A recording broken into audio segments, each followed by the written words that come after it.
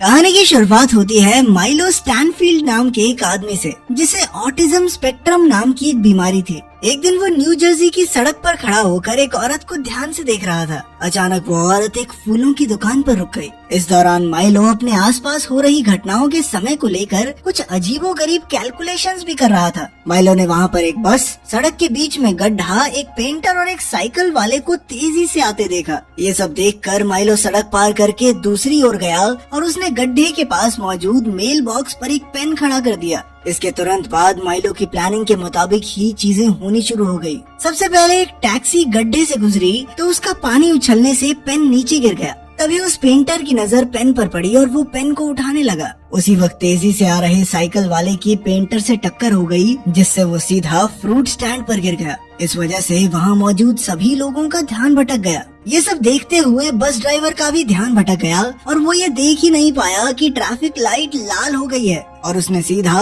उसी औरत पर बस चढ़ा दी, जिससे उसकी मौके पर ही मौत हो गई। माइलो ने देखा कि उसका प्लान कामयाब रहा तो वो चुपचाप वहाँ से चला गया। इसके बाद हम ओलिविया नाम की एक FBI एजेंट को देखते हैं, जो फ्रिंज हेडक्वार्टर्स के पैरानॉर्मल डिपार्टमेंट में काम करती थी। ओलिविया के सर पर चोट लगने के बाद आज वो काफी समय बाद ऑफिस आई थी। वहाँ उसकी मुलाकात चार्ली से हुई, जो उनकी टीम का सुपरवाइजर था। इसी दौरान एजेंसी का चीफ वॉल्टरनेट बिशप अपने असिस्टेंट फिलिप से ओलिविया के बारे में बात कर रहा था। फिलिप ने कहा कि ये ओलिविया नहीं बल्कि उसकी बहरूपिया फॉक्सलिविया है और इसे टीम में रखना खतरे से खाली नहीं है। तब ये खुलासा होता है कि ऑफिस में मौजूद ओलिविया सच में असली नहीं थी। वॉल्टरनेट ने कहा कि उसने जानबूझकर फॉक्सलिविया के दिमाग में ओलिविया के दिमाग की यादें भरकर उसे यहाँ रखा है। उसने कहा कि फॉक्सलिविया ही एक ऐसी इंसान है जो अलग अलग ब्रह्मांडों में आ जा सकती है। वॉल्टरनेट ये जानना चाहता था कि वो ऐसा कैसे करती है, इसीलिए उसने जानबूझकर फॉक्सलिविया को ये एहसास दिलाया कि वो ओलिविया है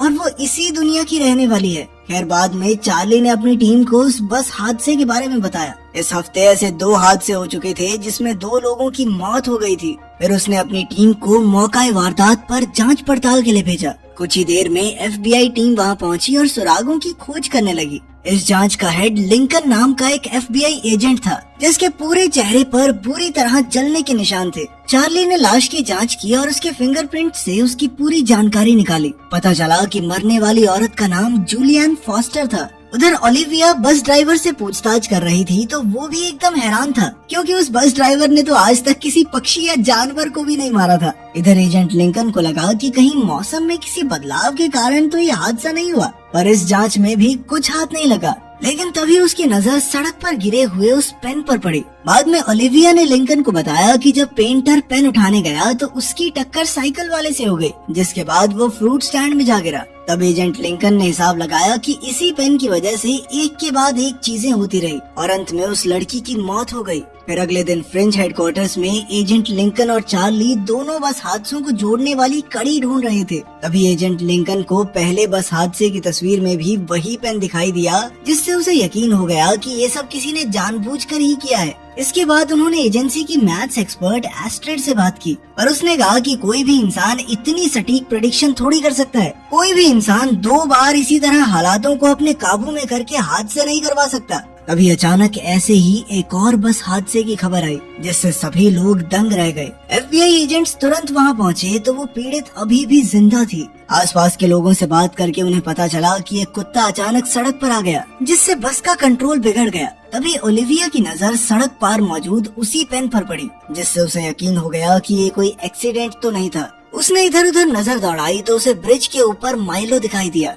जो अजीबोगरीब तरीके से नीचे देख रहा था। कुछ ही पलों में ईयरफोन लगाए एक आदमी सड़क पार करने लगा और अचानक एम्बुलेंस से टकरा गया। अब ओलिविया ने तुरंत अपनी टीम को इशारा किया और माइलो के पीछे दौड़ी। ये देखते ही माइलो ने अपने दिमाग में कैलकुलेशंस करके एक साइकिल ब्रिज से नीचे फेंक दी, जिससे बस अचानक मुड़कर ब्रिज से नीचे आ गई। इतने में ओलिविया ने माइलो पर बंदूक तानकर उसे खुद को पुलिस के हवाले करने को कहा, मगर माइलो अचानक ब्रिज से कूदकर बस पर आ गिरा और इस तरह वो पूरी FBI को चकमा देकर भाग निकला। इसके बाद माइलो घर पहुंचा तो उसकी बहन मैडलिन उसकी बहुत चिंता कर रही थी। मैडलिन ने माइलो से कहा कि उसे हॉस्पिटल से बहुत फोन आ रहे हैं, पर माइलो ने उस पर ध्यान नहीं दिया। फिर मैडलिन ने उसे खुद को पुलिस के हवाले करने को कहा, क्योंकि अब चीजें हाथ से बाहर जा रही हैं। और माइलो ये भी पहले से जानता था कि वो क्या कहने वाली है, इसीलिए वो उसके मन की बातें उससे पहले ही बोलने लगा, जिससे मैडलिन चुप हो गई। और बाद में मैडलिन ने उसे एक घोड़े वाला खिलौना दिखाया, जिसे देखकर उसे अपनी माँ की याद आ गई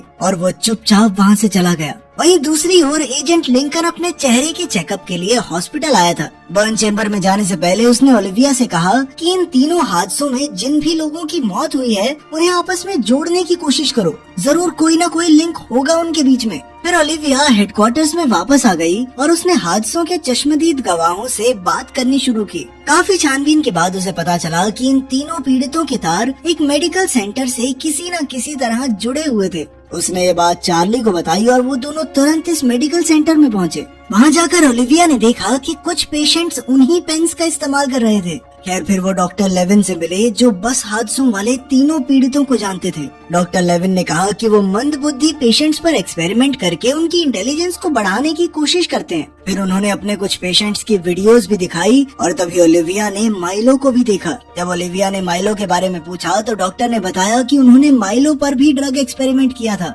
जिससे उसका IQ बहुत तेजी से बढ़ गया। इसके बाद उन्होंने माइलो को उसकी बहन की देखरेख में हॉस्पिटल से छुट्टी दे दी और कुछ समय बाद उसे इस एक्सपेरिमेंट को उल्टा करने के लिए वापस हॉस्पिटल आना पड़ा। और अब माइलो उनके फोन नहीं उठा रहा और जो भी उसे काबू करने की कोशिश करता है माइलो उसे मार देता है। ये सुनकर FBI एजेंट्स ने माइलो की बहन से मिलने का फैसला किया, पर वो ये नहीं जानते थे कि माइलो ने ओलिविया पर नजर रखी हुई थी और उसे ओलिविया के हर कदम की खबर थी, जिससे वो उसका अगला कदम पहले ही जान लेता था। खैर बाद में चार्ली और ओलिविया माइलो के घर गए, जहाँ उनकी मुलाकात मैडलिन से हुई। उन्होंने उससे माइलो का पता ठिकाना पूछा, पर उसने कहा कि वो कुछ नहीं जानती। एजेंट समझ गए कि वो जरूर कुछ न कुछ छुपा रही है, इसीलिए उन्होंने उसे समझाने की कोशिश की कि उसका भाई कैसे खौफनाक जुर्म करता घूम रहा है शहर में और क्या ऐसे आदमी को आजाद छोड़ना सही रहेगा। अब चार्ली माइलो के कमरे की तलाशी लेने गया और ओलिविया मैडलिन को अपनी मरी हुई बहन के बारे में बताने लगी। जल्द ही मैडलिन को उस पर विश्वास हो गया और उसने भी माइलो के बारे में काफी कुछ बताया। उसने कहा कि माइलो अपना IQ बढ़ने के बाद भविष्य में होने वाली चीजों को पहले ही भांप लेता है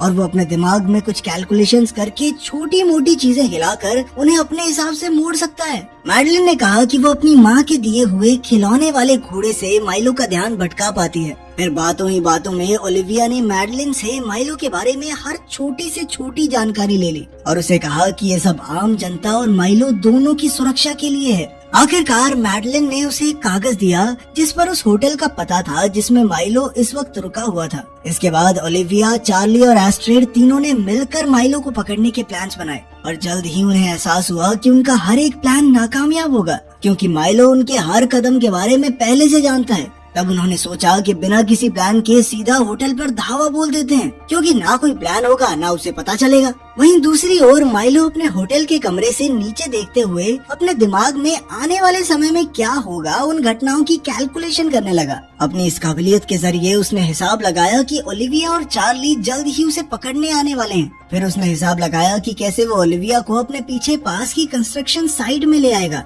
और फिर उसे ईंटों के ढेर के नीचे दबाकर मार डालेगा। उसकी भविष्यवाणी के हिसाब से ही दोनों FBI एजेंट्स होटल तक आ पहुँचे और उन्होंने देखा कि माइलो सड़क पार तैयार खड़ा था। फिर वो अचानक से कंस्ट्रक्शन साइट की ओर भागा तो एजेंट्स भी उसका पीछा करने लगे। उस वक्त ओलिविया ने वहाँ लगे चेतावनी के साइन पर ध्यान नहीं दिया, जिस पर लिखा था कि इस इलाके में ऑक्सीजन की मात्रा बहुत कम है। वो बिना ऑक्सीजन टैंक पहने ही अंदर की ओर दौड़ती हुई चली गई और इससे माइलो की कैलकुलेशंस थोड़ी गलत हो गई। उसी वजह से जब ईंटों का पहाड़ उस पर गिरने वाला था तो वो पहले ही वहाँ से निकल गई। अपनी कैलकुलेशंस गलत होते देख माइलो भौचक्का रह गया और अचानक ओलिविया ने उसे धर दबोचा, लेकिन तभी ओलिविया को सांस आना बंद हो गया क्योंकि वहाँ ऑक्सीजन बहुत ज्यादा कम थी। पर खुशकिस्मती से चार्ली ने ऐन वक्त पर वहाँ आकर उसे रेस्पिरेटर दिया। आखिरकार माइलो के पकड़े जाने के बाद चार्ली ने ओलिविया से पूछा कि वो पहले रेस्पिरेटर पहनने के लिए क्यों नहीं रुकी, तो ओलिविया ने कहा कि चेतावनी वाले साइन पर उसका ध्यान ही नहीं गया। इसके बाद ओलिविया मैडलिन को लेकर हॉस्पिटल आई, जहां माइलो एक सुपर कंप्यूटर चला रहा था। डॉक्टर के मुताबिक माइलो के दिमाग में IQ बढ़ाने वाला ड्रग बहुत ज्यादा समय से मौजूद है और अब वो उसे वापस पहले जैसा नहीं कर सकते। अब उसका दिमाग इतना एडवांस हो चुका है कि सिर्फ मशीन्स ही उसके ख्याल पढ़ सकती हैं। ये खबर सुनकर मैडलिन दुखी हो गई और उसने कमरे में जाकर वो खिलौना माइलो के सामने रख दिया। फिर रात को जब ओलिविया अपने घर पर थी तो पीटर नाम की एक लड़के की झलक दिखाई दी। असल में पीटर दूसरी दुनिया में उसका बॉयफ्रेंड था। पीटर ने ओलिविया को समझाया कि वो इस दुनिया की नहीं है। उसने ओलिविया को समझाया कि तुम्हें इस दुनिया के तौर तरीके नहीं पता, इसीलिए तुमने वो साइन नहीं देखा और तुम्हारी जान बच गई। अगर तुम उस साइन को देखकर रुक जाती तो उस दिन तुम्हारी मौत पक्की थी। फिर पीटर ने उसे अपनी पिछली जिंदगी के बारे में याद करने को कहा और उसे चूमकर गायब हो गया। अगर वीडियो पसंद आई तो लाइक कर देना, चैनल को सब्सक्राइब कर देना। मिलते हैं अगली वीडियो में।